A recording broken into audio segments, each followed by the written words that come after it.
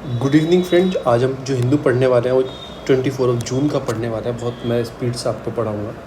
जो ऊपर की न्यूज़ है कोई काम की नहीं है। इसमें जो आया है इसमें तो एक पूरा पेपर एडिटोरियल का है। कौन कौन वैक्सीन फॉर ऑल, सब वैक्सीन लगवाए। फिर एक यूनिवर्सिटी बन रही है, उनको वाइस चांसलर बनाया गया। आपको नाम याद है, इतना इंपॉर्टेंट है। दिल्ली में अपकमिंग दिल्ली स्पोर्ट्स यूनिवर्सिटी बनने जा रही है। इसकी वाइस चांसलर रखा गया, कर्नम करके नाम है। ये एक ओलंपिक विजेता है। बस आपको इतना याद रखना है और कुछ नहीं आया इसमें, याद भी मत रखना। जो पहली न्यूज़ है कि bank get asset the worth of 8441 crore from ED. ED एक आपका इन्फोर्समेंट डिपार्टमेंट है। ये क्या काम करता है कि मतलब कोई मनी लॉन्ड्रिंग का या किसी भी चीज़ के केस को सुन सकता है। तो इसने पैसा कहाँ से आया, कुछ विजय माल्या की इसने जो प्रॉपर्टी थी पूरे इंडिया में या वर्ल्ड में, उसको क्या किया है, उसको इसने अपने अंदर शिफ्ट करके बैंक को पैसा वापस दिया। बहुत सारी प्रॉपर्टी थी जगह जगह पे, तो वो सारी को अटैच करके प्रॉपर्टी को, मेहुल चोकसी की प्रॉपर्टी थी उसको भी अटैच किया। तो इन लोगों की प्रॉपर्टी अटैच करते हैं ये, कि इनके पैसा जो है, बैंकों का पैसा जो लिया गया उसकी उनकी प्रॉपर्टी अटैच करके बैंकों को पैसा दे दिया गया। दूसरी जो न्यूज़ आती है वो इम्पॉर्टेंट नहीं है, पर इसमें एक वर्ड इम्पॉर्टेंट। दिल्ली गवर्नमेंट ने जो अभी चौटाला थे, वो कोई केस में अंदर थे, हरियाणा के फॉर्मर चीफ मिनिस्टर है, उनको रीमिशन जब रीमिशन किया है। ये pardoning power of the president और pardoning power of the governor में आता है ये, ठीक है। तो ये हम पढ़ेंगे अपने नोट से कि होता क्या है, रिमिशन क्या होता है, रिस्प्राइट क्या होता है, पार्डन क्या होता है, इन सबको पढ़ेंगे अपने नोट से। तो हम आते हैं,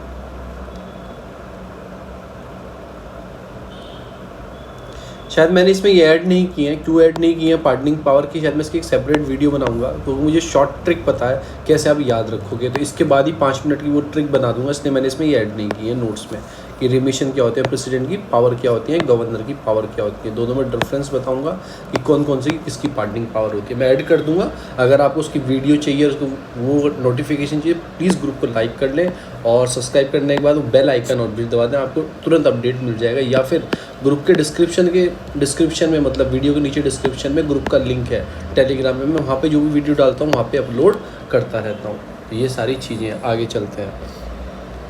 नेक्स्ट न्यूज़ आती है apply for one nation one ration card scheme. अब ये स्कीम क्या है, इस स्कीम के बारे में पढ़ेंगे, क्या इंपॉर्टेंट है इस स्कीम का, उसके बारे में पढ़ेंगे। ये स्कीम मैं आपको थोड़ा सा बता देता हूँ। जैसे आप तुम माइग्रेटिंग लेबर हो, आप बिहार से सीधा दिल्ली के अंदर आए हो, ठीक है ना। तो पहले क्या होता था, जहाँ के आप रहने वाले होते थे, जहाँ का आपका डोमिसाइल होता था, वहीं पे आप जो पीडीएस स्कीम थी, आपका पब्लिक डिस्ट्रीब्यूशन जो सिस्टम था, ठीक है ना, वहीं पे आप ले सकते थे फेयर प्राइस शॉप से। सस्ता जो फेयर प्राइस शॉप्स होती हैं, सस्ता गल्ले की दुकान जो होती है जहाँ से आप राशन लेते हो, वहीं से ले सकते थे। पर अब गवर्नमेंट ने ये स्कीम अप्लाई करके, तो वन नेशन एक ही कार्ड होगा, आप किसी भी जगह इंडिया में हो वो स्कीम को आप उसका बेनिफिट उठा पाएंगे। तो अब स्कीम के बारे में पढ़ते हैं हम अपने नोट से। जो स्कीम है इसका नाम है one nation one ration card. ये नेशन की एक तरह से इनेबल करती है जो माइग्रेटिंग वर्कर है, जो मैंने आपको बताया ही है। फिर पब्लिक डिस्ट्रीब्यूशन सिस्टम को, मतलब बेनिफिट मिले उन्हें कहीं से भी फेयर प्राइस शॉप से। मैंने बताया सस्ता गल्ले की दुकान जो होती है, वो जहाँ से आप खरीद के लाते हो, उसे बोलते हैं fair price shop.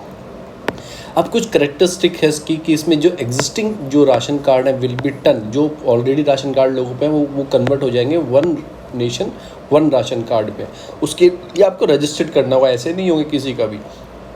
It we universal ration, कहीं भी आप ले सकते हो। Allocated to each other beneficiary registered under national food security act के अंदर। जितने भी लोग रजिस्टर्ड है, जिनके पास कार्ड है, उन वो सब ऑटोमेटिकली इसमें कन्वर्ट हो जाएंगे। पर आपको इसमें एक आएगा कि एक पोर्टल पे जाके आपको बताना पड़ेगा ये नंबर है मेरा, ये चीज़ें हैं। तो using the ONORC the beneficiary क्या होगा कि who migrant from one place to another. अगर यहाँ से आप कहीं और लोकेट हो जाते हो, कहीं और शिफ्ट कर जाते हो, तो जहाँ पे आप शिफ्ट हो वहाँ पे भी जाके आप चीज़ों को ले सकते हो सस्ते दाम पे, पर जो आपकी गवर्नमेंट ने डिसाइड किया उस रेट पे। The beneficiary will identify through the biometric authentification, क्योंकि आपके बायोमेट्रिक, क्योंकि आपका आधार लिंक होगा और आप फिंगरप्रिंट रखोगे तो आपको ऑटोमेटिक सारा डाटा उसमें खुल जाएगा कि हाँ ये इनके पास राशन कार्ड है, इस नंबर का है, इन्होंने इतना राशन लिया, इतना नहीं लिया। तो POS मशीन जो इलेक्ट्रॉनिक मशीन है, बायोमेट्रिक मशीन है, उससे आप लिंक हो जाओगे डिवाइस से, उसमें सारा डाटा आपका इंस्टॉल होगा। नेशनल जो पोर्टेबिलिटी है will be work using the integrated management of public distribution system. जो ये पोर्टल है पूरा, ठीक है ना, ये टेक्नोलॉजी कौन प्रोवाइड करा रहा है, ये करा रहा है IMPDS। इस सब चीज़ को, मतलब जो आपका पूरा डाटा है नेशनल लेवल पे, पैन इंडिया लेवल पे इसके अंदर होगा। आप इस वजह से कहीं भी अपने राशन कार्ड को कर सकते हैं। इस प्लेटफॉर्म पे जाके आप इस पे भी जाके पोर्टल पे भी जाके आप राशन कार्ड को पोर्टेबिलिटी कर सकते हैं, यानी कि एक से कन्वर्ट करा सकते हैं ऑल इंडिया वाले में। ऐसा खुद नहीं होगा, आपको कराना पड़ेगा। उसके लिए और भी पोर्टल है, जैसे अन्ना वितरण पोर्टल है। ये host the data of the food grain distribution through the EPS device will be state within the state. This will help beneficiary to access the subsidized food within the state inter district। आप inter district में इस वाले portal पे जाके चीज़ें देख सकते हैं। आधार कार्ड सीडिंग होगा तो इजी हो जाएगा कि कैच करने के लिए किसका कौन सा राशन कार्ड है, किसने कितना ऑलरेडी लिया है, कितना नहीं लिया है, तो आधार कार्ड इससे लिंक किया जाएगा। अब कुछ जो ऑब्जेक्टिव हैं, सिंपल वर्ड में हम समझते हैं क्या क्या ऑब्जेक्टिव है। Reform in the public distribution system, ये रिफॉर्म किए जाएंगे पब्लिक डिस्ट्रीब्यूशन सिस्टम में। Access the food gain to each benefit, सबको फूड मिलेगा आराम से। और इंटीग्रेटेड किया जाएगा ऑल इंडियन स्टेट को, यूटीज़ को एक साथ इस स्कीम से बाय द मार्च 2021 से, यानी कि सारी स्टेट को इंटीग्रेट किया जाएगा, जोड़ा जाएगा, ताकि सबका डाटा पता लग सके। अब कुछ इसके सेलिंग फीचर्स भी हैं, क्या क्या इसके फीचर हम पढ़ते हैं। ये इंप्लीमेंट होगी अंडर द इंटीग्रेटेड मैनेजमेंट, जो मैंने बताया ना IMPDS, ये से क्या करेगा, इम्प्लीमेंट एजेंसी यही है इसकी, ये याद रखना है। इसमें नियर अबाउट जो कवर होंगे, जिसको राशन कार्ड के अंदर कवर होंगे, वो 65 करोड़ बेनिफिशियरी, उसके ज़्यादा भी हो सकते हैं, पर ये डाटा इंपॉर्टेंट नहीं होता क्योंकि ये एक पर्टिकुलर डाटा है तो बढ़ता घटता रहेगा। 80% इसमें बेनिफिशियरी जो है रजिस्टर्ड है अंदर NFSA के, जो नेशनल फूड सिक्योरिटी एक्ट है 2013 में आया था, कि आपको हर आदमी का अधिकार है खाना उसे मिले, तो उसके अंदर 80% जो बेनिफिशियरी हैं वो रजिस्टर्ड है इसके अंदर, जो ये स्कीम कवर करती है। फिर 25 स्टेट यूटी में इसमें इंटीग्रेटेड किया गया है इस स्कीम के अंदर। अभी इसमें 25 स्टेट ही आई हैं, और भी शायद अब बढ़ गई होंगी, क्योंकि आज ना तो कल बढ़ जाए, डाटा चेंज होगा तो ये भी नहीं पूछा जाता। 81 करोड़ बेनिफिशियरी जो रिपोर्टेड गेट बेनिफिट स्कीम, यानी कि 80% तो लोग इसको रजिस्टर्ड है इस एक्ट के अंदर। अब उसमें से भी ठीक है ना, 81 करोड़ लोगों को फ़ायदा लेंगे इस स्कीम का, जो इस स्कीम का फ़ायदा लेंगे 81 करोड़ लोग। तो ये भी घटते बढ़ते हैं, तो ये डिजिटल नंबर याद रखना है, मेंस के लिए आप लिख सकते हो। ये डिजिटल तो कभी भी बढ़ जाएंगे, कभी भी घट जाएंगे। Government will come up with A helpline number, इसके लिए गवर्नमेंट हेल्पलाइन नंबर भी जारी करेगी। अगर आपको कोई प्रॉब्लम है, कोई प्रॉब्लम फेस कर रहे हैं, उस पर आप कॉल करके बात कर सकते हो। वो आपको पता है कितने नंबर चलते हैं, नहीं चलते। बेनिफिट क्या है इस स्कीम का, एक तो हमारे क्या है कि जो मेजर बेनिफिट है वो जो अपनी माइग्रेटिंग लेबर है ना, उसके लिए बहुत बेनिफिट है। वो एक प्लेस से दूसरी प्लेस जाती है और उसे क्या करती है, जैसे बिहार में उसे 3 रुपये kg उसे वीट मिल रहा था, वो दिल्ली चलेगी। अब दिल्ली तो नहीं ले सकती क्योंकि उसका राशन कार्ड यहाँ का है। दिल्ली उसे किसी किराना शॉप से जाके लेना होगा, वो 20 रुपये kg दे या 30 रुपये kg, तो पैसे बढ़ जाते हैं। अब उसका राशन कार्ड उसे पता दिल्ली में यूज़ कर सकता हो, तो एक तरह से उसे क्या होगा, 3 रुपये का ही वो चीज़ मिलेगी जो उसकी स्टेट में मिलती थी। ठीक है ना, तो वही चीज़ उसे मिलेगी। और फ़ायदा क्या होगा इससे, मतलब उसे खाना अच्छा मिलेगा, तो माल न्यूट्रिशन प्रॉब्लम उसकी फुलफिल होगी। ठीक है ना, जो उसके बच्चे साथ में आएंगे उनको भी खाना अच्छा मिल पाएगा। तो एक तरह से ये भी सारी चीज़ें बेनिफिट करती हैं। तो यही है कि with over and all the beneficiary in the one state can get the same ration fair in other state, यानी कि ऐसा है। देखो, दिल्ली गवर्नमेंट अपने आदमी को 1 रुपये दे रही है, बिहार वाली गवर्नमेंट वही चीज़ 3 रुपये की दे रही है, तो आपको दिल्ली गवर्नमेंट के हिसाब से नहीं मिलेगा, जो आपकी स्टेट गवर्नमेंट दे रही है उसके हिसाब से मिलेगा। क्योंकि इनमें कुछ एक्सचेंज होगा कि ये दिल्ली गवर्नमेंट एक रिपोर्ट भेजेगी, आपके बिहार के लोगों ने इतना राशन हमारी स्टेट से लिया, तो उसी रेट से मतलब बिहार वाली गवर्नमेंट इनको क्या राशन प्रोवाइड करा देगी या पैसे प्रोवाइड करा देगी, तो उसी रेट से मिलेगा जो आपकी स्टेट में है। वो भी कम ही होता है, ज़्यादा नहीं होता। और in the case of any foul play the beneficiary can switch to the alternative, मतलब कि अगर आपने लगता है आपको इस दुकान से अच्छा नहीं लग रहा है, आप शहर में ही लेते हो, पर्टिकुलर दुकान से ही आप ले सकते हो। अब आपको अच्छा नहीं लग रहा है, अच्छा राशन नहीं दे रहा, आप किसी और शॉप से जाके ले सकते हो। तब तो कहीं से भी ले सकते हो, किसी शॉप से भी ले सकते हो, अपनी ही डिस्ट्रिक्ट में अगली शॉप से जाके ले सकते हो। This scheme will benefit to the women and other poor section of the society since the society identify with the strong factor of access the PDS। अब इसमें स्ट्रॉन्गनेस मिलेगी ना, आपके पास क्या है कि जो आपकी चॉइस है वो इंक्रीज़ हो गई है। आपको इस शॉप से नहीं लेना, उस शॉप से ले लो, उस शॉप से इस शॉप से लो। तो एक तरह से क्या होता है कि मतलब इसमें ट्रांसपेरेंसी आना इंक्रीज होता है, करप्शन करना कम हो जाता है। और जो हमारा ग्लोबल हंगर इंडेक्स है, जो इंडिया की उसमें रैंक आती है, इतनी रैंक है, उसको इम्प्रूव होने में मदद मिलेगी। क्योंकि ग्लोबल हंगर की भूखमरी वही है कि आपकी भूखमरी कम होगी। जब आप बिहार से दिल्ली आ जाते हैं, यहाँ पे खाना महंगा है तो ले नहीं पाते हैं, तो राशन आपको यहाँ भी मिलेगा, तो आपको एक तरह से क्या होगा कि जो हंगर इंडेक्स है इंडिया का अच्छा होगा। कुछ चैलेंजेस हैं इसके अंदर, एक तो एक्सक्लूजन एरर है। एरर क्या, किसी का आधार कार्ड लिंक नहीं हो रहा, किसी का कुछ नहीं हो रहा, किसी का कुछ नहीं मिल रहा, किसी की फिंगरप्रिंट मैच नहीं हो रही, किसी का डाटा नहीं है, तो एक तरह से एरर भी आ सकते हैं। आज कनेक्टिविटी नहीं आ रही है कि POS मशीन वर्क नहीं कर रही है, तो एरर भी आ सकते हैं। लैक ऑफ डाटा है, देखो आपके इंडिया में जो डाटा की प्रॉब्लम है ना कि आपका डाटा नहीं मिल रहा है, ये नहीं है, shortage of data of the population moving one city to another city. एक तो यही डाटा नहीं है कि यहाँ से दिल्ली से बिहार में कौन गया, बिहार से दिल्ली में कौन आया, यही डाटा डिफिकल्ट होता है ढूंढना, क्योंकि इनफॉर्मल सेक्टर वर्कर हैं, कोई रजिस्टर्ड तो करते नहीं है कि बिहार की IT कंपनी में थे, वहाँ उसने ट्रांसफरिंग दिल्ली कर दिया तो रजिस्टर्ड है वो कि अब दिल्ली में है। ऐसी चीज़ तो होती नहीं है। It's just like a informal labour बोल सकते हैं, इनफॉर्मल उन्हें वर्कर बोल सकते हैं।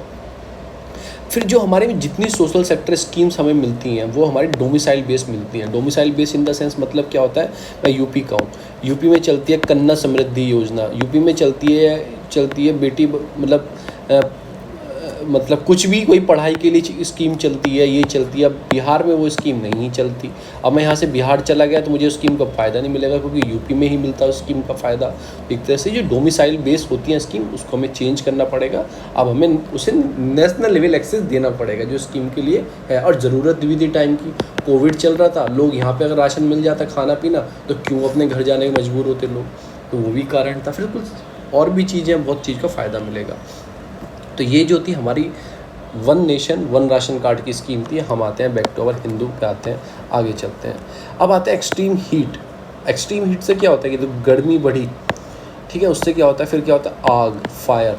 ये फायर बहुत बड़ा कारण है। इसके लिए मैं एक ऐसे राइटिंग भी कर चुका हूँ, मैं बता चुका हूँ, और एक आंसर राइटिंग भी, क्योंकि फायर जो है ये मेजर इशू है। डिज़ास्टर मैनेजमेंट जो आपका पेपर नंबर 3 है उसमें डिज़ास्टर मैनेजमेंट, फायर अपने आप में एक टॉपिक है, फायर, ठीक है। क्यों, क्या कारण होते हैं, क्या क्या सेफ्टी मेजर लेनी चाहिए, इंडिया में इतनी आग क्यों लगती है, इतने लोग क्यों मारे जाते हैं, कि गवर्नमेंट ने कौन कौन से ऑडिट कराने चाहिए, इक्विपमेंट्स है उनको इम्प्रूव करना चाहिए, टेक्नोलॉजी के साथ इम्प्रूव करना चाहिए, ठीक है। जब आपकी बिल्डिंग बने तो उसके लिए बिल्डिंग कोड बिल या फायर कोड बिल होना चाहिए कि आप चेक करें।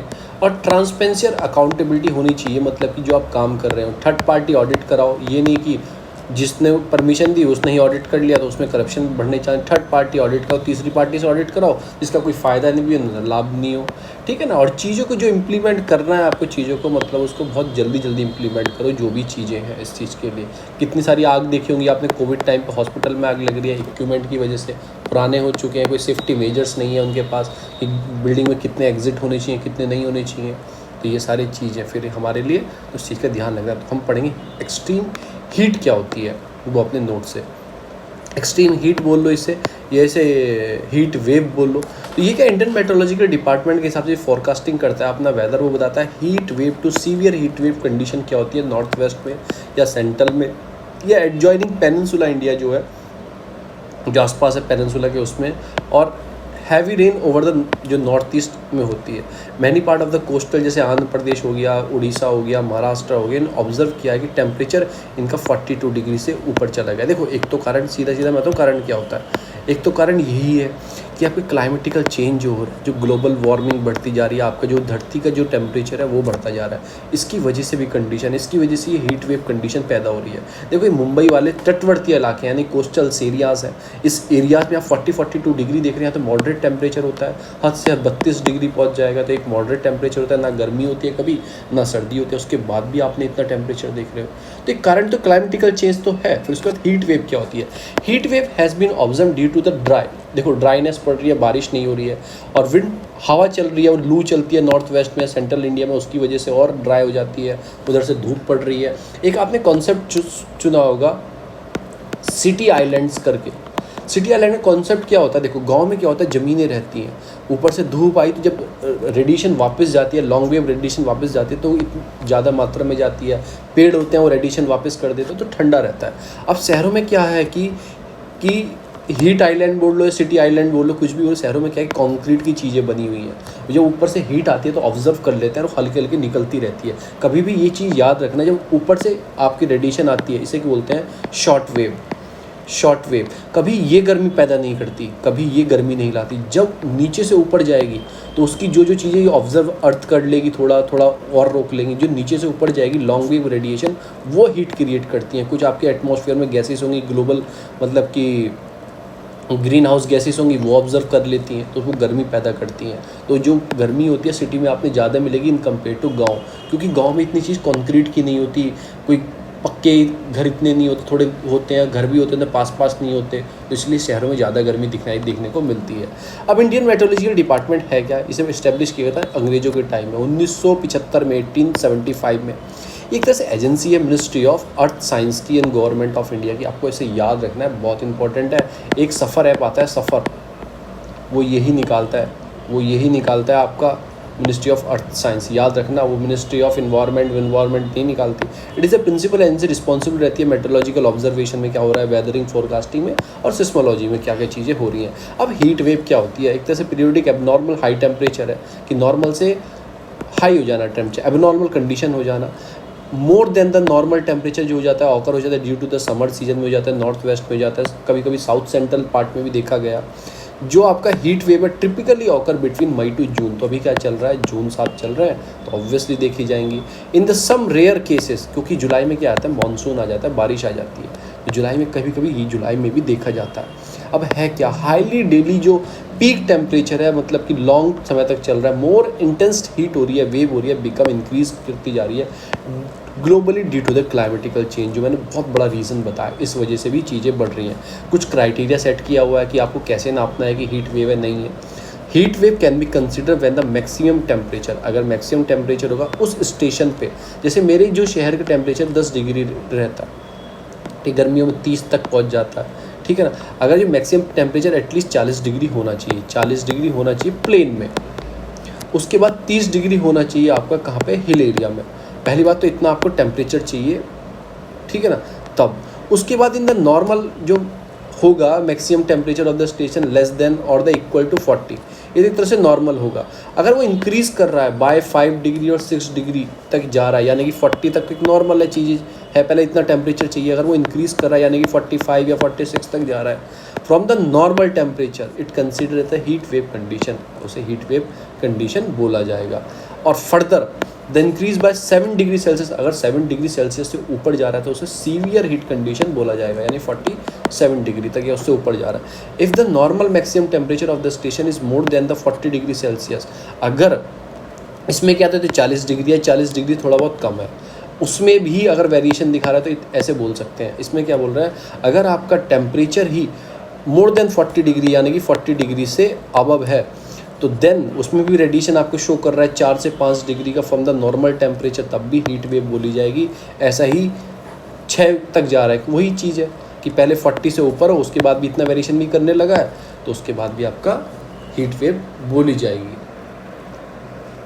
ठीक है ना।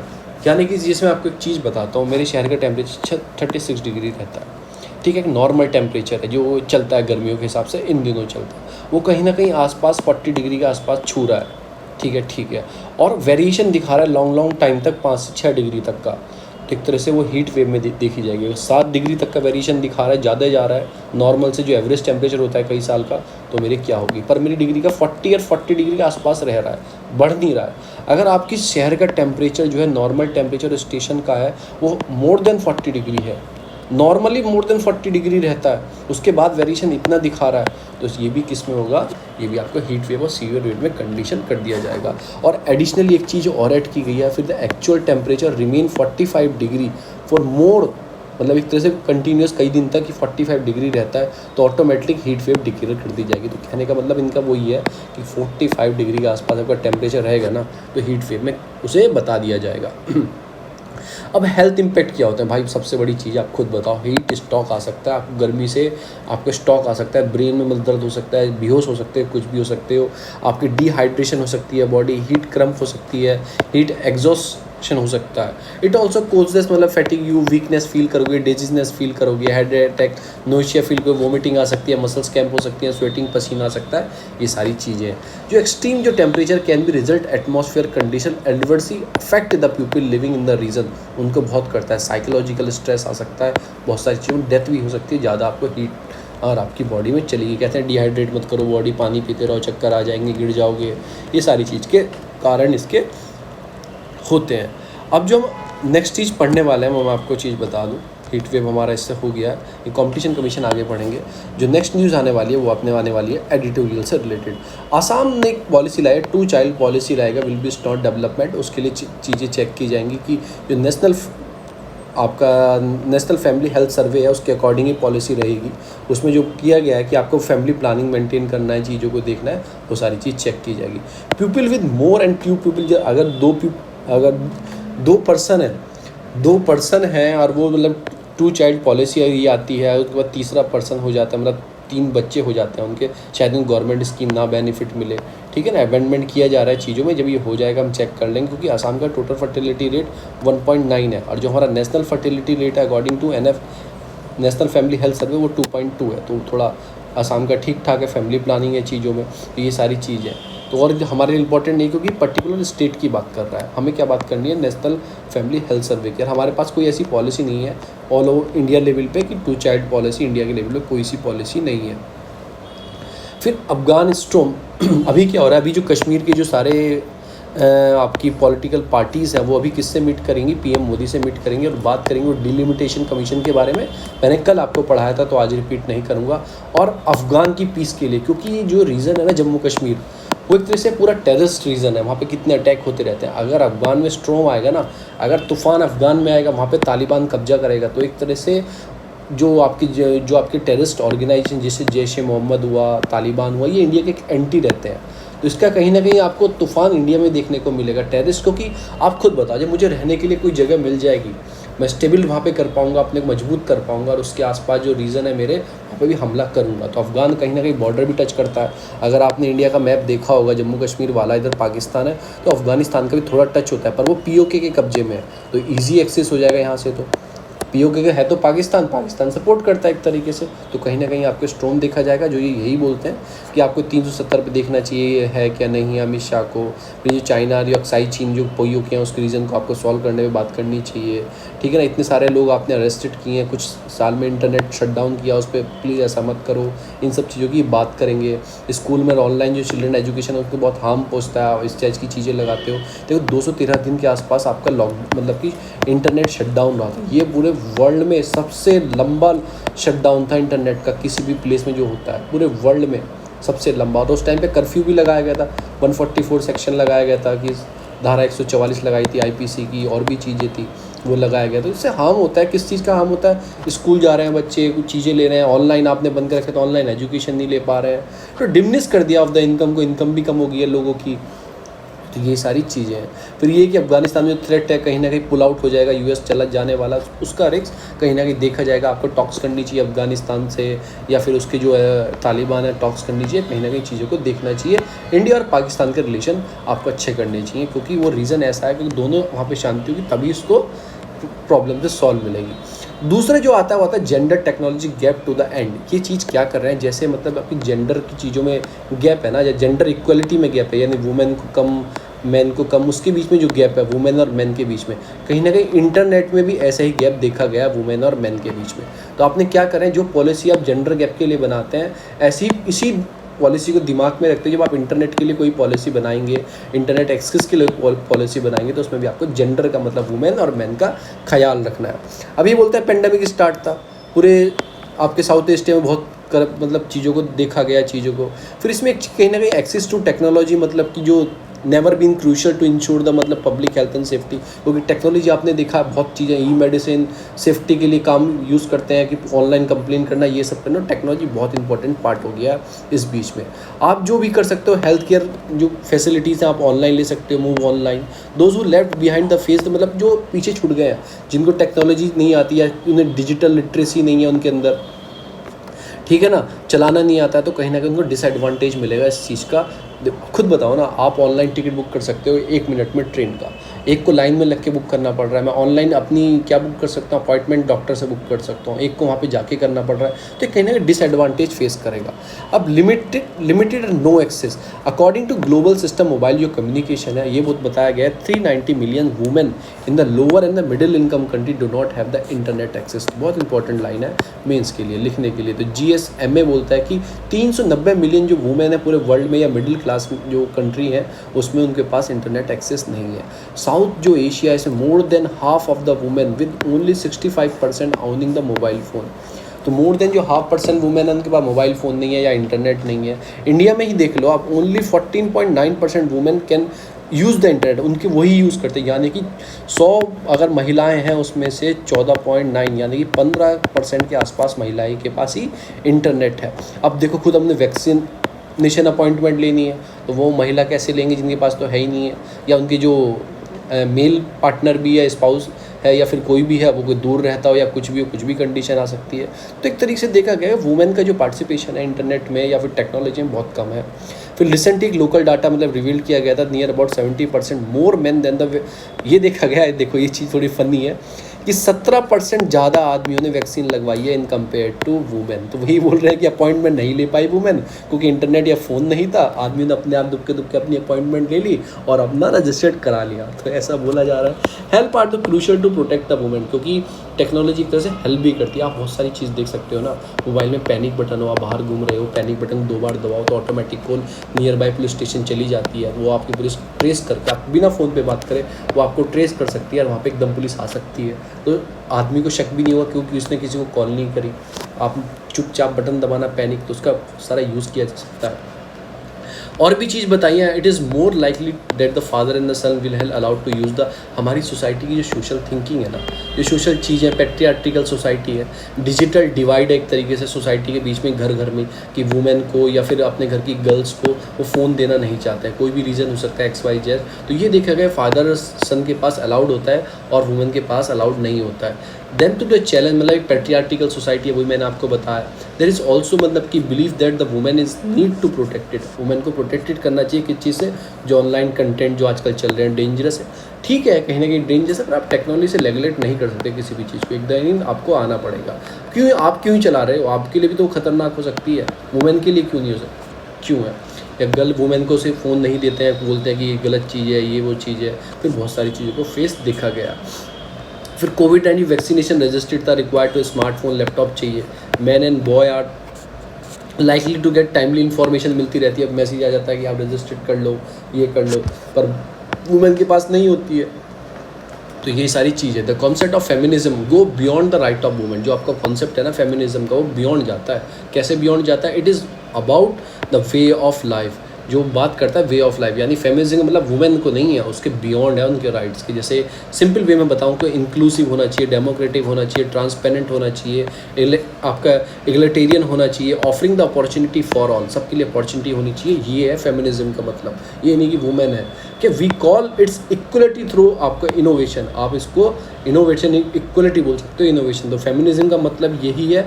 ऐसा ही आपको फेमिनिस्ट टेक्नोलॉजी में लाना पड़ेगा। फेमिनिस्ट टेक्नोलॉजी का नाम दिया गया फेमटेक, इसको नाम दिया गया। ऐसा ही आपका अप्रोच आपको टेक्नोलॉजी में लानी पड़ेगी। इनोवेटिव, आपका inclusive, informed and responsive to entire community with all its diversity. ठीक है ना? तो इन सब चीज़ों को आपको, यानी कि जो फेमिनिज्म का कॉन्सेप्ट है बियॉन्ड द मतलब life beyond of the right of the women है, ऐसा ही आपको फेमटेक में लाना पड़ेगा। फेमटेक क्या बताया गया? Feminist technology.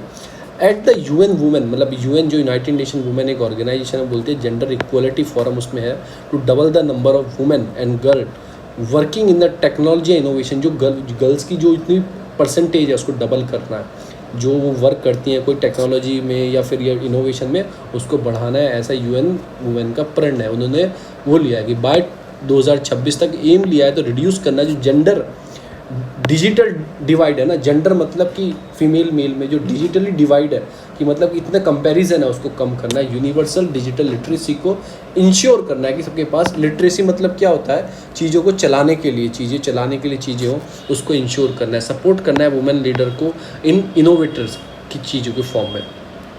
Through the digital empowerment programmes चलाने हैं हमें, से पार्टनरशिप से इक्वली कुछ प्रोग्राम है। International girl ITC day celebration करना है तो कुछ ऐसे प्रोग्राम चलाएंगे।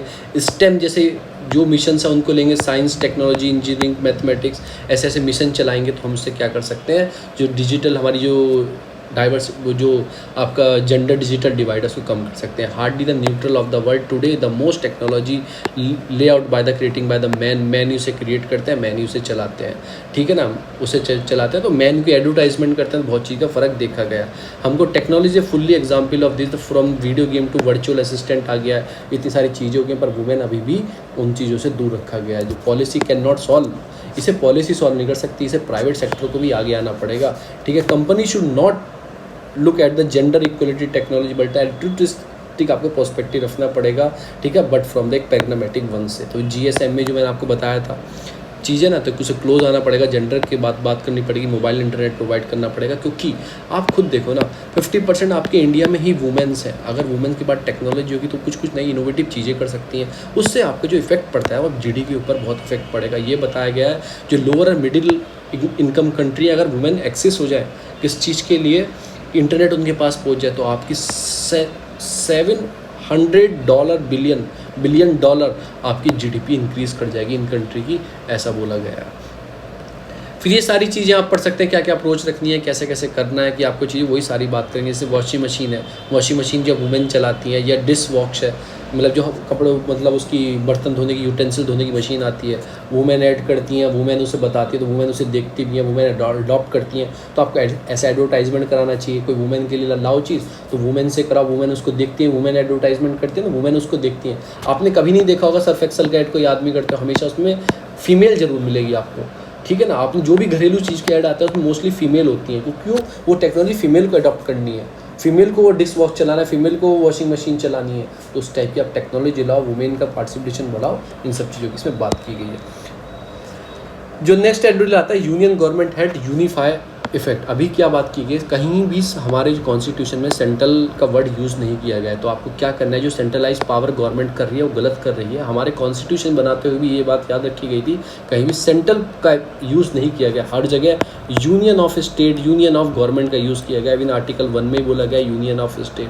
द टर्म सेंट्रल कहीं भी यूज़ नहीं किया गया। हमारे जो ओरिजिनल कॉन्स्टिट्यूशन बना था 395 आर्टिकल्स थे, 22 पार्ट्स थे और 11 शेड्यूल्स थे, उनके अंदर कहीं भी 8 शेड्यूल थे, 12 तो 12 है, 8 शेड्यूल थे, कहीं भी सेंट्रल वर्ड का यूज़ नहीं किया गया था, हर जगह यूनियन का वर्ड यूज़ किया गया था। पर अब गवर्नमेंट क्या कर रही है, हर चीज़ों को मतलब कि सेंट्रलाइज करते हुए देखा जा सकता है। Central government with verified limit power, उनके पास लिमिट पावर रखी गई थी।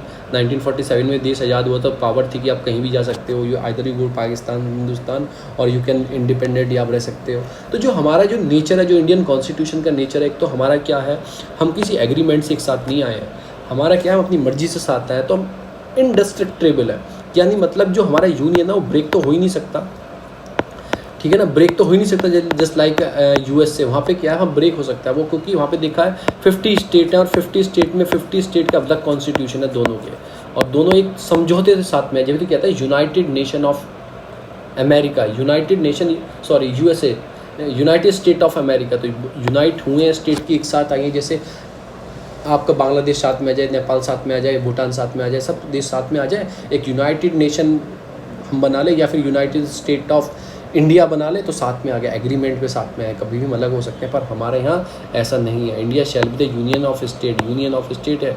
इंडिया वॉज द फेडरेशन, एक स्ट्रक्चर हमारा रखा गया था, सबको मतलब डिवाइड तो था, पर ये नहीं था कि आप पूरे अलग हो सको। जैसे फेडरेशन है USA में, आप अलग भी हो सकते हो अगर आप चाहते हो, तो उनकी एक ट्रीटी है। The federation is the union because it is indestructible, मतलब हम ब्रेक नहीं हो सकते। ये भी यार, फेडरेशन है पर ब्रेक नहीं हो सकते, यूनियन ऑफ स्टेट है। मौलाना आज़ाद में से मतलब मलूनी ने इसे क्रिटिसाइज़ भी किया कि आप गलत रख रहे हो, आपको ये नहीं रखना चाहिए चीज़ों के बारे में यूनियन। कई बार जो अम्बेडकर जी थे उनको किया गया था रिपब्लिक करना चाहिए यूनियन की जगह, कि रिपब्लिक ऑफ स्टेट आपको वर्ड यूज़ करना चाहिए। पर जो अम्बेडकर थे want all the state to come under one rule and it what we call notification of the constitution, constitution के अंदर रूल में आनी चाहिए। तो अम्बेडकर की जो क्लैरिटी थी, union is not a league of state, कोई लीग नहीं है स्टेट की US की तरह। इट इज़ ए कोई united loose relationship, not the state agency of the union. ये आप लूज़ नहीं कर सकते, अलग नहीं हो सकता। कॉन्स्टिट्यूशन में पढ़ेंगे पता लग जाएगा, आर्टिकल 1 में जब पढ़ोगे आप, आर्टिकल 1 से लेके 5 तक यही दिया गया है, 1 से लेकर 4 तक, शायद 5 से 6 तक तो आप सिटीजनशिप है। Union of state can created by the constitution, board drive, ये सब चीज़ों की बात की गई है। Judiciary of the constitution, supreme court supreme है आपके यहाँ, पर वही है वो हाई कोर्ट के ऊपर है, पर कुछ ना कुछ पावर कहीं ना कहीं हाई कोर्ट की ज़्यादा देखी गई है। आर्टिकल 226 के अंदर आपने देखा होगा जो रिट्स पावर होती हैं हाई कोर्ट की ज़्यादा होती है। इवन वो फंडामेंटल राइट पे सुना सकती है, वो लीगल राइट पे भी सुना सकती है, पर जो आपकी सुप्रीम कोर्ट की पावर होती है वो रिट्स के लिए ही होती है। रिट्स किसके लिए होती है, वो होती है आपके फंडामेंटल राइट्स के लिए। आर्टिकल 32 आपको देखना है। तो ये सारी चीज़ों से बात की गई है कि आपको एक तरह से बात करनी है, चीज़ों में काम करना है, यही सब चीज़ों में बात की गई। इतना इंपॉर्टेंट नहीं है वैक्सीनेशन के लिए। Government industry should collaborate develop sustainable restart strategy. अब रीस्टार्ट स्ट्रेटेजी किसके, एयरलाइन से स्टार्ट होंगी भैया। वो इतना सबसे ज़्यादा हार्म उनको ही पहुँचा है, क्योंकि कंट्री ने ब्लॉक किया हुआ एयरलाइंस को नहीं चल रही हैं, अब दोबारा से रीस्टार्ट होंगी। कैसे उनको देखा जाएगा जो बैंकरप्ट हो गई हैं क्योंकि पैसा देना पड़ रहा है, क्या उनमें वैक्सीनेशन वाले पब्लिक को बैठाया जाएगा। तो आपको एक पॉलिसी तैयार करनी है, जब बन जाएगी हम देख लेंगे, अभी हमारे लिए ज़रूरत नहीं है। जो दूसरी वो आती है ब्लेंडेड लर्निंग वोंट वर्क। जो आपकी ब्लेंडेड लर्निंग, अभी यूजीए ने क्या बोला है, प्रपोज किया है कि एजुकेटर को ब्लेंडिंग लर्निंग वाला सिस्टम लाना चाहिए। कैसे, जो यूजीए है उसने एजुकेशन इंस्टीट्यूशन को बोला है कि आप 40% जो कोर्स है ऑनलाइन पढ़ाओ, 60% ऑफलाइन पढ़ाना। तो एक तरह से ब्लेंड कर दिया गया मोड ऑफ टेक्निक को, यानी कि ऑनलाइन प्लस ऑफलाइन। जैसे ब्लेंडेड करते हैं ना, पेट्रोल के साथ आप बायोफ्यूल मिलाते हो, तो ऐसे ब्लेंड कर दिया गया ऑनलाइन ऑफलाइन को। तो स्टूडेंट जैसे चीज़ें मिल पाए, पर increase the opportunity to institution collaboration, distance learning, सब चीज़ को एक साथ ब्लेंडेड कर दिया गया। डिस्टेंस लर्निंग वही तो होती थी, घर बैठ के ऑनलाइन पढ़ना या अपने आप पढ़ना। वही डिस्टेंस लर्निंग को एक तरीके से नॉन डिस्टेंस लर्निंग से आपको क्या कर दिया गया, जोड़ दिया गया था। तो great influence effect of the student learning देखा जाएगा। आपको चेंज करना है अप्रोच को। जो टीचर डायरेक्ट या टॉप डाउन अप्रोच फॉलो करती थी ना, टीचर जो क्लास में पढ़ा रही सबके लिए एक सी पढ़ाई कर रही है, तो वन साइड जो फिट अप्रोच बैठती थी, वन साइज फिट अप्रोच जो बैठती थी, पर आपकी जो ब्लेंडिंग लर्निंग है उसको चेंज करना पड़ेगा। अब आपको स्टूडेंट ड्रिवन अप्रोच रखनी पड़ेगी, यानी ये नहीं है कि टीचर ने अपनी सुनाई, बच्चों ने सुन ली, अब आपको नहीं स्टूडेंट की सुननी पड़ेगी, क्योंकि ये ब्लेंडेड टेक्नोलॉजी है। बॉटम टू अप अप्रोच रखनी पड़ेगी। ये रखना पड़ेगा कि स्टूडेंट का रिजल्ट कैसा आ रहा है उसके हिसाब से आप पढ़ाओ। ये नहीं कि आप पढ़ाओ स्टूडेंट अपने आप करेगा जो करेगा। तो ऐसे करना पड़ेगा, कस्टमाइज चीज़ों को करना पड़ेगा। आपको जो BL टेक्नोलॉजी है, जो आपकी लर्निंग है, ये वाली लर्निंग जो है, जो आपका क्या चीज़ है, आपका ब्लेंडेड जो लर्निंग है आपकी, इसमें क्या करना है, आपका स्टूडेंट क्या करना है, फ्लेक्सिबल बनाना है उसको, जो असेसमेंट देख सके, इवेल्यूएट पैटर्न में इसको लेके आना है, फॉरवर्ड लुकिंग प्रपोजल देना है उसको कि रियलिटी में आप चीज़ें दिखा सकें। ठीक है, डिफरेंस चेंजिंग है। जैसे all India survey of higher जो एजुकेशन है वो बोलता है कि इस शोइंग दैट 60% ऑफ, मतलब इतने कॉलेज जो हैं वो रूरल एरिया में कहीं ना कहीं लोकेटेड है, और 78% जो हमारे इंडिया में कॉलेज हैं प्राइवेटली मैनेज किए जाते हैं। अब आपको इतनी सारी टेक्नोलॉजी चेंज करनी है। टेक्नोलॉजी कौन ले सकता है, जिसके पास पैसा है। आप देखो ये रूरल वाले कॉलेज हैं, इतने डेवलप तो नहीं होते। बड़ी बड़ी सिटियों में, जैसे दिल्ली में मिलेगा आपको, नोएडा वोएडा में मिलेगा, पर रूरल में इतने डेवलप नहीं होते। कॉलेज होता है, बच्चे आराम से पढ़ते हैं, ठीक है, नॉर्मल कॉलेज होता है, टेक्नोलॉजी इतनी नहीं होती है।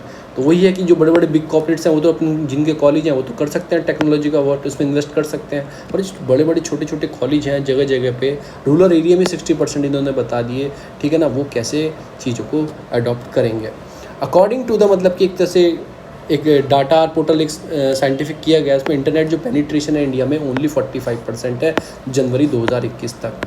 अब उसमें से भी है, मैंने रिचार्ज कर रखा पर मैं यूज़ नहीं करता हूँ, ठीक है। मैं ऐसे भी लोग होते हैं कि अब पैक के साथ आपको रिचार्ज ऑटोमेटिक आता है ना, तो पता नहीं वो यूज़ करता है। पेनिट्रेशन 45% है, किसके हिसाब से, एक डाटा किया गया था, डाटा पोर्टल स्टैटिक किया गया था, उसके हिसाब से डाटा रिपोर्टल स्टैटिक निकाला गया, तो इंडिया पेनिट्रेशन 45 है, तो यानी 45 तो बची, 55 तो रह गए। अब उनके भी तो बच्चे होंगे, तो एक तरह से क्या कर रहे हो, अब डिजिटल डिवाइड कर रहे हो चीज़ों, डिजिटल डिवाइड। BL और चीज़ क्या लीव करता है, लीड करता है little room to around the formation. एक छोटा रूम क्रिएट करता है, ये नहीं कि सबके साथ वो अप्रोच बैठ जाएगी, सबको आप पढ़ा पाओगे, छोटा रूम मिलता है आपको इसके अंदर। पहली प्रॉब्लम बता दी इन्होंने, क्या बता दी, एक तो इन्वेस्टमेंट करना, दूसरी बता दी पेनिट्रेशन ऑफ इंटरनेट कम है, और तीसरी इसमें क्या बता रहे हैं कि एक छोटा रूम मिलता है student including the development of the intelligence quant. तो वही है कि जो बढ़िया बच्चे हैं, दिमागी बच्चे हैं, इंटरनेट चला पाएंगे, इनके पास डिजिटल लिटरेसी होगी, ठीक है ना, वही सब चीज़ों को यूज़ कर पाएंगे। और जो चीज़ बोलता है कि what was the guarantee, guarantee क्या है कि BL जो आप टेक्नोलॉजी ला रहे हो ये इंटरेक्शन करे between the student and teacher, उनके पर्सनल डेवलपमेंट कैसे करेगा, ठीक है ना, इमोशनल अटैचमेंट कैसे करेगा टीचर से, ठीक है ना, ये सारी चीज़ को देखना आपको पड़ेगा। फिर वही है, डिजिटल लिटरेसी नहीं है लोगों के पास, चलो ऑफलाइन तो सब पढ़ लेते हैं, किताब होती है, पेन होती हैं, लड़कियां भी पढ़ लेती हैं, वो कहते हैं गरीब खानदान की लड़की भी IAS ऑफिसर बन सकते हैं, क्योंकि उसकी फिजिकली चीज़ उसके पास आ रही है, ठीक है। अब ये बताओ, उसको फ़ोन चलाना नहीं आता, उसको ये टेक्नोलॉजी डेवलप करनी नहीं आती। अब देखो कितनी फिशिंग चल रही है, कितनी चीज़ें इसे फेक चलती हैं फ़ोन में, कितनी चीज़ें गलत चलती हैं फ़ोन में, कुछ भी हो सकता है उसके साथ, उसका मतलब हैरेसमेंट हो सकता है फ़ोन से। तो उन सब चीज़ों का भी ध्यान रखना है कि डिजिटल लिटरेसी को कैसे आप करोगे, उसके लिए वो भी चीज़ आपको याद रखनी है। फिर education in India driving by the teacher centric approach रखते हैं, वो भी आपको चेंज करनी होगी। टीचर ने पढ़ा दिया, सबने पढ़ लिया, ये नहीं, आपको स्टूडेंट सेंट्रिक करनी होगी कि स्टूडेंट को कैसे मज़ा आ रहा है, किस चीज़ में पढ़ाया जाएगा। फिर कुछ रिकमेंडेशन इन्होंने बताई है। रिकमेंडेशन क्या बताएंगे, government should ensure the equality access of technology, ठीक है ना। तो आपको जो बैंड विथ है हायर एजुकेशन की, इन सबको इक्वल एक्सेस देना पड़ेगा। डिजिटल ट्रेनिंग प्रोग्राम चलाने पड़ेंगे स्टूडेंट टीचर दोनों के लिए, ठीक है। ग्रेट नंबर ऑफ टीचर आपको बढ़ाने पड़ेंगे आपको, ठीक है ना। फिर सर्कुलम आपको ऐसा लाना पड़ेगा, डिसेंट्रलाइज करना पड़ेगा कि जो आप बॉटम अप अप्रोच रखने के लिए एजुकेशन रिलेटेड आपको पॉलिसी बनानी पड़ेगी स्टेट गवर्नमेंट को कि स्टेट लिस्ट में आता है एजुकेशन का मैटर। फिर आपको टीचर सेंट्रिक मोड जो है learning at the school, BL mode में क्या होगा, डिफिकल्ट फॉर द लर्नर। अगर आप टीचर सेंट्रिक अप्रोच रखोगे तो लर्नर को नहीं होगा, स्कूल लेवल पर आपको चीज़ों को देखना पड़ेगा। यही सब चीज़ें जो नेशनल एजुकेशन पॉलिसी है 2020 उसमें BL, ठीक है ना, लीड टू द मतलब एक्चुअलाइजेशन उसको बनाना, मतलब आपको 3 कैंडियल प्रिंसिपल पे काम करना पड़ेगा। प्रिंसिपल क्या, एक्सेस सबके पास हो भाई, ऐसी बात नहीं है। Not equality, it is equity, जिसको जितना चाहिए उसको उतना दो। इक्वलिटी मतलब सबको इक्वल दो, उसके पास 100 रुपये है उसको भी 10 रुपये दो, इसके पास 10 रुपये है इसको भी 10 रुपये दो। नहीं भाई, 100 वाले के पास तो पैसे हैं, 10 वाले के पास कम है, इसको दो। तो इक्विटी चाहिए और क्वालिटी चाहिए, 3 चीज़ों का वर्क पे आपको करना पड़ेगा। ये आपकी जो कार्डिनल 3 प्रिंसिपल है एजुकेशन पॉलिसी के लिए, इनको वर्क करना पड़ेगा, तभी आप चीज़ों को कर पाएंगे। आगे चलते हैं। फिर IF की मतलब कि इनकी कोई वो चल रही है, ये इतना इंपॉर्टेंट नहीं है, अभी चल रही है, आई एक्सरसाइज बता दूंगा। फिर China rising the unit near border, फिर दोबारा चाइना ने स्टार्ट कर दिया राइजिंग करना चुम्बी वैली में, रोहतांग आपका तिब्बत रीजन में, आपका रुकटोग में या फिर पेंगोंग के आसपास फिर दोबारा से राइज करना स्टार्ट कर दिया। मैं आपको थोड़ी लोकेशन बता देता हूँ। सबसे ऊपर आता है आपका दिपसेंग प्लेन, दिपसेंग प्लेन सबसे ऊपर आता है जहाँ सियाचिन के बिल्कुल पास में है, ठीक है ना, अक्साई चीन है। उसके नीचे आता है गलवान वैली, गलवान वैली आता है। उसके नीचे आपका जो आता है उसके नीचे आता है स्पेंगमिक विलेज, ये पेंगोंग तेसो लेक है। इसके साइड में जहाँ पे 3 इडियट की शूटिंग हुई थी, यहाँ पे है स्पेंगमिक विलेज। फिर आता है चुशुल जो एकदम नीचे है आपके किस चीज़ के, पेंगोंग तेसो लेक के। इसके ऊपर क्या होता है, फिंगर होती थी, finger 1, finger 2, finger 3, finger 4, finger 5, finger 9 तक है, यानी कि चोटियाँ पहाड़ी की, उन्हें फिंगर गिना जाता है कि यहाँ तक इंडिया क्लेम करती है 8 तक हम है, चाइना क्लेम करता है 4 तक हमारे, तो यहाँ पे भी लड़ाई चलती रहती है। तो ये हो गया आपका चुसूल हो गया। चुसूल के नीचे आता है आपका रोंगो करके, फिर स्पेंगैरो करके आता है, सबसे नीचे आता है आपका डेमचौक। तो आपकी लोकेशन याद रखनी है। मैं आपको मैप में मैं ये बना दूंगा।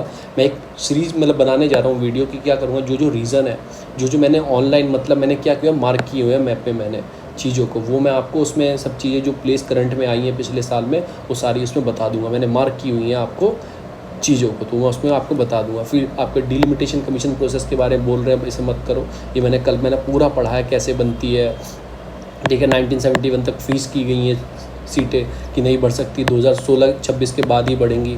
फिर जो आर्टिकल 82 है बोलता है कि हर जो सेंसेक्स आएगा उसकी सेंसेक्स आएगा, हर सेंसेक्स के बाद डिलिमिटेशन की फॉर्मेशन करना पड़ेगा।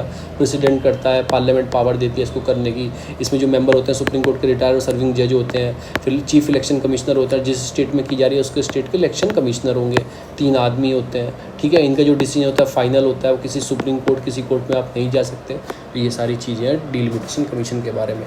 ये क्या काम करती है, जो कॉन्स्टिट्यूएंसी है, ठीक है, उसको बढ़ाने का घटाने का काम करती है, क्योंकि इक्वल आपको वेटेज देना है। जैसे ये कॉन्स्टिट्यूएंसी है, यहाँ पे 200 लोग हैं, इस कॉन्स्टिट्यूएंसी में आपको कितने लोग हैं, इस कॉन्स्टिट्यूएंसी 100 लोग हैं, तो ये क्या करेगी, ये इक्वल करेगी। इसके 50 लोग को इसमें कहीं ना कहीं ट्रांसफ़र करेगी, बॉर्डरिंग टच एरिया है ना, उनको इसमें भेज देगी। तो एक तरह से इक्वलनेस कर देगी सारे एरिया में कि इक्वल आपका परसेंटेज रहे। पर इन्होंने फ्रीज़ किया हुआ है, 2000 जब 1 के सेंसेक्स आए थे उसके बाद 2002 में डिलिमिटेशन कमीशन बना था, उसने फ्रीज़ कर दिया था सीटों को। पार्लियामेंट ने फ्रीज़ कर दिया था कि 2026 तक कोई डिलिमिटेशन कमीशन नहीं आएगा। उसके बाद जो सेंसेक्स आएगा तो उसके बाद डिलिमिटेशन कमीशन बनेगा। याद रखना 2031 के बाद कहीं ना कहीं इसको फॉर्म किया जाएगा, जब आएंगे 2031 में। फिर ID प्रूफ मतलब कैन टेकिंग, जिनके पास ID प्रूफ नहीं है वो भी जेब ले सकते हैं, ये इंपॉर्टेंट नहीं है। मैंने अपनी नॉलेज के लिए पढ़ा था कि जो कोविड आपको आ जाता था, आपका टेस्ट वेस्ट चला जाता था, स्मेल चली जाती थी, क्यों चली जाती थी, उसमें एक चीज़ होती थी ग्रे मैटर लूज, कोई दिमाग में ग्रे मैटर होता था वो लूज़ हो जाता था। अब जो आपके प्रधानमंत्री गरीब कल्याण योजना है, गरीब कल्याण अन्ना योजना, सॉरी ये इसमें अन्ना लिखना चाहिए था इन्होंने, तो क्योंकि दोनों स्कीम अलग अलग हैं। प्रधानमंत्री गरीब कल्याण योजना पढ़ोगे तो फाइनेंशियल मिनिस्ट्री की है, प्रधानमंत्री गरीब कल्याण अन्ना योजना पढ़ोगे ये आपकी मिनिस्ट्री ऑफ कंज्यूमर जो फूड प्रदान करती है। नवंबर तक आपको इस एक्ट के अंदर, नेशनल फूड सिक्योरिटी एक्ट के नवंबर तक बढ़ा दिया गया है कि आपको फ्री खाना मिलेगा, 5-3 रुपये kg जो मिल रहा था उसके हिसाब से मिलेगा। फिर ये कोई इंपॉर्टेंट नहीं है। चाइना का मतलब कम्युनिस्ट पार्टी का एनिवर्सरी सेलिब्रेट करेंगे, वो पढ़ लेंगे जब करेंगे। क्लाइमेट क्राइसिस क्या मतलब देखा गया है कि चीज़ों को वार्मिंग ग्रीन सब चीज़ बढ़ता जा रहा है, बहुत सारे क्लाइमेटिक क्राइसिस देखे जा रहे हैं। वही है भैया क्या चीज़ चल रही है, क्लाइमेट बढ़ता जा रहा है। फिर इसमें क्या है, state producer reopen the vaccination rate till low, करने चाहिए भैया, हाउस होल्ड सेविंग कम हो गई है लोगों की, ठीक है ना। फिर ये CCI गूगल पे इन्होंने केस किया कि आप अनफेयर चीज़ें प्ले कर रहे हो। अभी इन्होंने बोला कैसे आप अनफेयर चीज़ें, कंपटीशन कमीशन का काम क्या होता है कि मार्केट में कंपटीशन क्रिएट रखना, ठीक है ना। तो अभी इन्होंने बोला कि आप कंपटीशन कम कर रहे हो चीज़ों को, जो गूगल एप्लीकेशन जो टेलीविज़न हो रहे हैं ना, तो आप देखते हो स्मार्ट जो TV आ रहा है उसमें जो आपको देखोगे तो उसमें गूगल के एप्लीकेशंस होंगे, गूगल के कोई ऐप डाउनलोड कर सकते हो, गूगल स्टोर होता है उनके अंदर। तो आप एक रिलेवेंट मार्केट प्ले नहीं कर रहे। जो स्मार्ट TV हैं उनके लिए आप कंपलसरी कर रहे हो कि आपसे वो सर्विस अवेल करें, आप उन्हें सर्विस दो। तो आप तरह से जो छोटे TV है वो नहीं ले रहे आपकी सर्विस, तो उन्हें आप कोई खरीदेगा नहीं भाई, इसमें तो गूगल वाला नहीं है, स्मार्ट TV नहीं है। तो एक तरह से कंपटीशन क्रिएट मार्केट में आप जो हार्म कर रहे हो कंपटीशन को, जो चीज़ों को कर रहे हो, तो उसी को रोकने के लिए क्या किया है, कंपटीशन कमीशन ऑफ इंडिया ने प्रूव किया है गूगल के ऊपर आप अनफेयर बिजनेस प्रैक्टिस कर रहे हो। देखा ना आपने स्मार्ट TV आता है, उसमें क्या होता है, स्मार्ट TV में गूगल का आपका ये होता है, गूगल प्ले स्टोर वाला जो ऐप होता है वो होता है, उससे आप कोई भी ऐप सब में होगा स्मार्ट TV में। तो जो स्मार्ट TV कंपनी है कंपलसरी होगा गूगल से अटैच रखना। अब जो छोटी कंपनी आ रही है, जो इंडियन कंपनी में आ रही है, तो उन्हें भी रखना पड़ेगा, तो कुछ ना परसेंटेज तो गूगल लेता ही होगा ना उनसे, और कंपलसरी होगा, सब कुछ चाहिए। तो वही सारी चीज़ें कि आपने जो कंपलसरी चीज़ों को किया हुआ है, जो आपने ऐसा बनाया हुआ है ना चीज़ों को, इसको आपको मार्केट आप हार्म कर रहे हो, ऐसा आपको नहीं करना है। तो मैं बताऊंगा कंपटीशन कमीशन के बारे में आपको कल। भैया न्यूजीलैंड जीत गई है मैच, पहला भी जीत गए थे, ये वर्ल्ड कप भी जीत गए थे, और ये वाला भी जीत गए, टेस्ट का वर्ल्ड कप भी जीत गए। ये इंडिया की टीम थोड़ी, मतलब ये क्या है, इंडिया की टीम का पेशेंस नहीं है। पेशेंस क्या नहीं, बस दाढ़ी बढ़ाना, यहाँ टैटू बनवाना, ये डांस करना। वो टीम होती थी VVS लक्ष्मण, राहुल द्रविड़, वीरेंद्र सहवाग, सचिन तेंदुलकर, ये लेजेंड थे, क्रिकेट के लेजेंड थे, जिन्होंने कभी अपनी चीज़ों पे भी घमंड नहीं किया। आज की जो टीम है उसमें कभी दाढ़ी बढ़ाना कि मैंने वो, फिर वो क्या नाम, कौन सी चाय पे बात करना, ठीक है ना। तो अब चीज़ों की चीज़ में ये हो गया कि मतलब इनमें पेशेंस तो नहीं है, खिलाड़ी हैं, कभी इतना अच्छा खेलते हैं, कभी ये इनके फॉल ऐसे होता है कि टीम ही नहीं है। एक तरह से ऐसा हो गया। पहली टीम थी, राहुल द्रविड़ खेल रहा है 4 दिन तक खेल रहा है, पहले 2 दिन बारिश पड़ी, 3 दिन आप खेले, उसके बाद भी आपके ये हालात हो गए। तो ये सारी चीज़ें कि वो चीज़ में अब जो चीज़ थी, वो लेजेंड थे, वो नहीं मिलते हैं, ठीक है ना। पहले बहुत लेजेंड खिलाड़ी हुआ करते थे, इसलिए मुझे मैच देखने में मज़ा नहीं आता है। कभी पूरी टीम गिर जाएगी, कभी खेल रहे हैं तो खेल रहे हैं। तो वही है कि चीज़ों में आपने कोई वर्ल्ड कप नहीं जीता, आपने कोई मतलब कोई चीज़ रैंकिंग नहीं कमाई है अच्छी, कोई वर्ल्ड कप नहीं जीत पाए, ना T20 वाला जीत पाए, ना आप ICC जीत पाए वनडे, ना आप टेस्ट जीत पाए, तो कैसी टीम आप हो सकते हैं। फिर आप जो धोनी होते थे, वो उनके पास लीडर क्वालिटी बहुत अच्छी थी, वो लीडर क्वालिटी कहीं ना कहीं इंडिया टीम मिस करेगी, जो लीडर क्वालिटी उनके पास थी। तो फ्रेंड्स इतना ही था आज न्यूज़ में। जो मैं आपको एक चीज़ रह गया, कंपटीशन कमीशन ऑफ इंडिया, उसको बता के न्यूज़ ख़त्म करूँगा कि रिसेंटली देखा गया कि मतलब ये कुछ न्यूज़ बता रहे हैं कि ऑब्जर्व किया गया था 20 मई को, हमने क्या ऑब्जर्व किया था, इंडिया ने ऑब्जर्व किया था एनुअल डे। एक तरह से हम एनुअल डे सेलिब्रेट करते हैं कंपटीशन कमीशन के ऊपर। एक स्टैट्यूटरी बॉडी है, यानी कि पार्लियामेंट एक्ट से इसको बनाया गया है। कौन सा एक्ट है इसके लिए, कंपटीशन एक्ट 2002 से इसको बनाया गया था, इस्टेब्लिश किया गया था 14 अक्टूबर को, ठीक है ना। 14 अक्टूबर 2003 को इसको इस्टेब्लिश किया गया था, और ये फंक्शन करना स्टार्ट कर दिया था 2009 से इसने, ठीक है ना, फुल्ली फंक्शनल करना स्टार्ट, क्योंकि बहुत सारी चीज़ देखनी होती हैं, रूल्स तैयार करने होते हैं। चेयरमैन होते हैं, 6 मेंबर होते हैं appointed by the central government. Formation establish under the provision of competition act के अंदर इसको बनाया गया था। कंपटीशन कमीशन एक्ट 2007 में इनेक्ट किया गया था, अमेंडमेंट किया गया था, तब बनी थी। इसके अंदर ये बनाया गया था, और इसके अंदर एक कंपटीशन एपलेट ट्रिब्यूनल ही बनाया गया था, ठीक है ना। अगर आप ट्रिब्यूनल में जाओगे, वो आपकी चीज़ें सुनेगा। अगर आपने, हाँ ठीक है, गूगल को उसने ब्लेम किया, गूगल इस ट्रिब्यूनल में जाएगी क्योंकि नहीं, मेरे पर गलत किया है। अगर आप इसमें केस हार जाते हो, फिर कहाँ जाओगे, आप जाओगे NCLAT में, नेशनल कमीशन, जो आपका national company law appellate tribunal, इसमें भी हार गए तो कहाँ जाओगे, सुप्रीम कोर्ट के अंदर। तो ऐसे प्रोसीजर होता है। फंक्शन क्या कि वही एलिमिनेट करना, प्रैक्टिस जो होती है कि एडवर्स इफेक्ट रहे, कंपटीशन क्रिएट रहे, प्रमोट रहे, सस्टेन कंपटीशन चले मार्केट में, आप डिस्ट्रॉय मत करो कंपटीशन को, बड़ी बड़ी कंपनी छोटी कंपनी को मत खाओ। कंज्यूमर जो वेलफेयर है उस चीज़ के लिए काम करो, इंश्योर रखो फेयर और healthy competition in the market, ठीक है। इंप्लीमेंट करो कंपटीशन वाली पॉलिसी जो होनी चाहिए, एम करो चीज़ों को, बेकार मत करो, डेवलप करो नेचुरल मतलब कि इफेक्टिव रिलेशन रखो चीज़ों के साथ। ये सारी चीज़ें की नीड क्या है, तो मतलब एक तरह से प्रमोट करना है फ्री एंटरप्राइजेस को, क्योंकि उनके भी लेवल प्ले फील्ड उनको मिल पाए। प्रोटेक्ट करना है मार्केट डिस्ट्रक्शन को, एक बड़ी कंपनी आ गई भाई, उसने पूरा मार्केट डिस्ट्रक्ट कर दिया, बेकार कर दिया, उस चीज़ को हार्म ना पहुंचे। प्रमोट करना है डोमेस्टिक इंडस्ट्रीज़ को। भाई चाइना यहाँ के डम कर देगा, 500 रुपये मोबाइल बेचना स्टार्ट कर देगा, स्मार्टफोन लो 500 रुपये, लो 500 रुपये, लो 500 रुपये। भाई हमारी जो कंपनी है, जो उनको 5-5 हज़ार में पड़ रहा है मोबाइल हो, तो वो क्या कर पाएंगे, बनी करके जाएंगे घर अपने 500 में, ये बांट रहा है इससे ले लो। तो वो मार्केट क्रिएट करके रखना होता है, ये काम होता है। फिर एक मैं आपको चीज़ बताने वाला हूँ। हाँ ये आ गया, सॉरी मैंने ये इसमें लिखा नहीं है, सॉरी ये आ गया। देखो पार्डनिंग पावर जो मैं आपको बताने वाला था, प्रेसिडेंट की जो पार्डनिंग पावर होती हैं वो होती हैं आर्टिकल 72 में, और जो गवर्नर की होती हैं वो आर्टिकल 161 के अंदर होती हैं। गवर्नर की जो पावर होती है,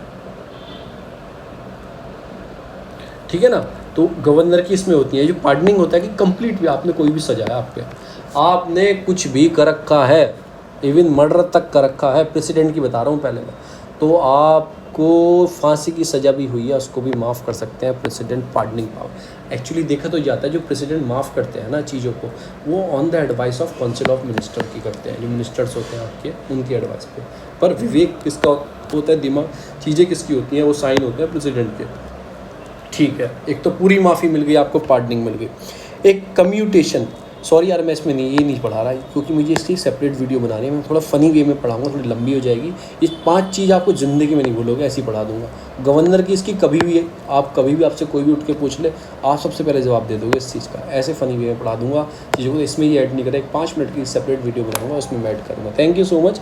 अगर वीडियो अच्छी लगे लाइक करें, सब्सक्राइब करें, शेयर करें, प्लीज़ शेयर और सब्सक्राइब जरूर किया करें, लाइक भी किया करें, कमेंट भी किया करें। इससे क्या होती है, मेरे अंदर एक पॉजिटिव एनर्जी आती है, तो मैं उसी एनर्जी से वीडियो बना पाता हूँ। ठीक है, मैं भी आपके साथ पढ़ता हूँ, मैंने पढ़ रखी है, मैं रिपीट करता हूँ उनको साथ साथ आपके, तो ये चीज़ मिलती है। Okay, thank you.